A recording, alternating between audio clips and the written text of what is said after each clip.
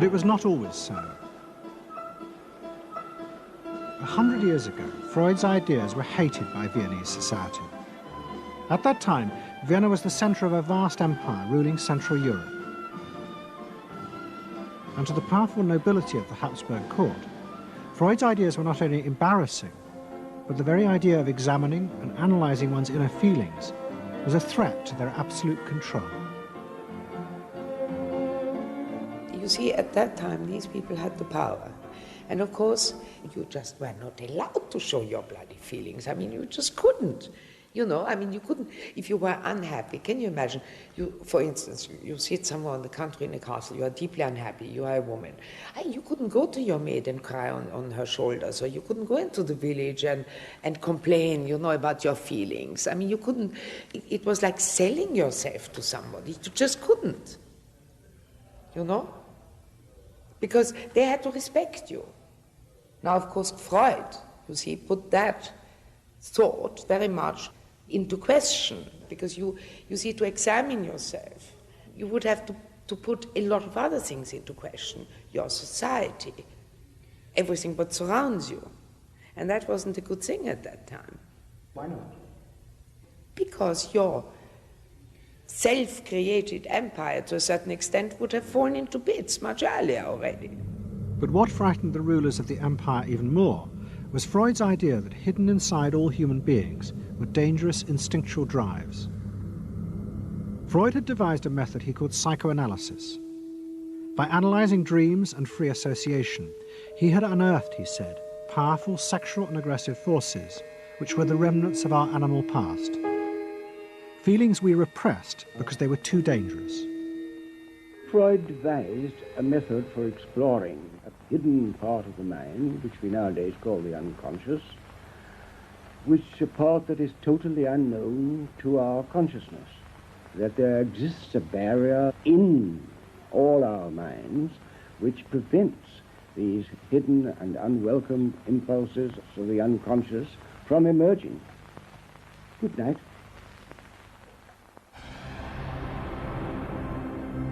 In 1914, the Austro-Hungarian Empire led Europe into war. As the horror mounted, Freud saw it as terrible evidence of the truth of his findings. The saddest thing, he wrote, is that this is exactly the way we should have expected people to behave from our knowledge of psychoanalysis. Governments had unleashed the primitive forces in human beings, and no one seemed to know how to stop them.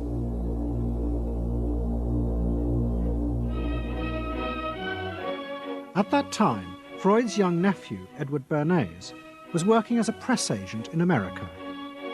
His main client was the world-famous opera singer Caruso, who was touring the United States.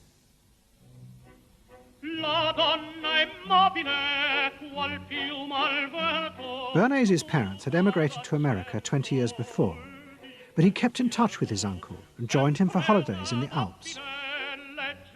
But Bernays was now about to return to Europe for a very different reason. On the night that Caruso opened in Toledo, Ohio, America announced it was entering the war against Germany and Austria. As a part of the war effort, the US government set up a Committee on Public Information, and Bernays was employed to promote America's war aims in the press. The president, Woodrow Wilson, had announced that the United States would fight not to restore the old empires, but to bring democracy to all of Europe. And Bernays proved extremely skillful in promoting this idea, both at home and abroad. And at the end of the war, he was asked to accompany the president to the Paris Peace Conference. Then, to my surprise, they asked me to go over with Woodrow Wilson to the peace conference. And at the age of 26, I was in Paris for the entire time of the peace conference that was held in the suburb of Paris, and we worked to make the world safe for democracy. That was a big slogan. Wilson's reception in Paris astounded Bernays and the other American propagandists. Their propaganda had portrayed Wilson as a liberator of the people, a man who would create a new world in which the individual would be free. They had made him a hero of the masses. And as he watched the crowds surge around Wilson, Bernays began to wonder whether it would be possible to do the same type of mass persuasion, but in peacetime. When I came back to the United States, I decided that if you could use propaganda for war, you could certainly use it for peace. And propaganda got to be a bad word because of the Germans using it. So what I did was to try to find some other words. So we found the word Council on Public Relations. Bernays returned to New York and set up as a public relations counsel in a small office off Broadway. It was the first time the term had ever been used. Since the end of the 19th century, America had become a mass industrial society, with millions clustered together in the cities. Bernays was determined to find a way to manage and alter the way these new crowds thought and felt. To do this, he turned to the writings of his uncle Sigmund. While in Paris, Bernays had sent his uncle a gift of some Havana cigars. In return, Freud had sent him a copy of his general introduction to psychoanalysis. Bernays read it, and the picture of hidden irrational forces inside human beings fascinated him. And he wondered whether he might make money by manipulating the unconscious. What Eddie got from Freud was indeed this idea that there is a lot more going on in human decision-making, not only among individuals, but even more importantly among groups, than this idea that information drives behavior. And so Eddie began to formulate this idea that you had to look at things that would play to people's irrational emotions. And you see, that moved Eddie immediately into a different category from other people in his field and most government officials and managers of the day who thought if you just hit people with all this factual information, they would look at that and say, oh, of course. And Eddie knew that was not the way the world worked. Bernays set out to experiment with the minds of the popular classes. His most dramatic experiment was to persuade women to smoke. At that time, there was a taboo against women smoking, and one of his early clients, George Hill, the president of the American Tobacco Corporation, asked Bernays to find a way of breaking it. He said, we're losing half of our market because men have invoked a taboo against women smoking in public. Can you do anything about that? I said, let me think about it.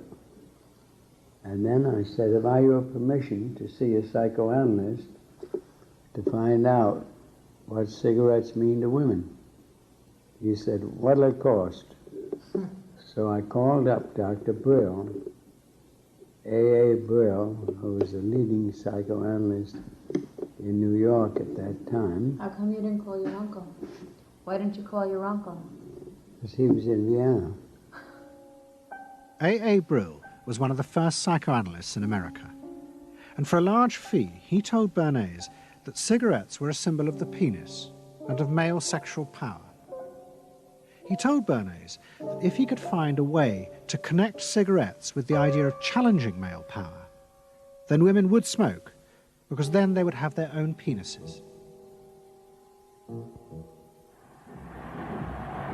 Every year, New York held an Easter Day parade to which thousands came, and Bernays decided to stage an event there. He persuaded a group of rich debutantes to hide cigarettes under their clothes. Then they should join the parade, and at a given signal from him, they were to light up the cigarettes dramatically. Bernays then informed the press that he had heard that a group of suffragettes were preparing to protest by lighting up what they called torches of freedom. He knew this would be an outcry, and he knew that all of the photographers would be there to capture this moment. And so he was ready with a phrase which was torches of freedom. And so here you have a symbol, women, young women, debutantes, smoking a cigarette in public, with a phrase that means anybody who believes in this kind of equality pretty much has to support them in the ensuing debate about this, because torch is of freedom. I mean, what's on all American coins? It's liberty. She's holding up the torch, you see? And so all of this is there together. There's emotion, there's memory, there's a rational phrase, even though it's using a lot of emotional elements. It's a phrase that works in a rational sense. All of this is together. And so the next day, this was not just in all of the New York papers, it was across the United States and around the world. And from that point forward, the sale of cigarettes to women began to rise. He had made them socially acceptable with a single symbolic act. What Bernays had created was the idea that if a woman smoked, it made her more powerful and independent, an idea that still persists today. Embrace me, my sweet embrace. It made him realize that it was possible to persuade people to behave irrationally if you link products to their emotional desires and feelings. The idea that smoking actually made women freer was completely irrational, but it made them feel more independent. It meant that irrelevant objects could become powerful emotional symbols of how you wanted to be seen by others. Eddie Bernays saw the way to sell product was not to sell it to your intellect, that you ought to buy an automobile, but that you will feel better about it if you have this automobile. I think he originated that idea, that they weren't just purchasing something, but they were engaging themselves emotionally or personally in the product or service. That it's not, you think you need a new piece of clothing, but you'll feel better with the piece of clothing. That was his contribution in a very real sense. We see it all over the place today, but I think he originated the idea of the emotional connect to a product or service. What Bernays was doing fascinated America's corporations. They had come out of the war rich and powerful, but they had a growing worry. The system of mass production had flourished during the war, and now millions of goods were pouring off production lines. What they were frightened of was the danger of overproduction, that there would come a point when people had enough goods and would simply stop buying. Up until that point, the majority of products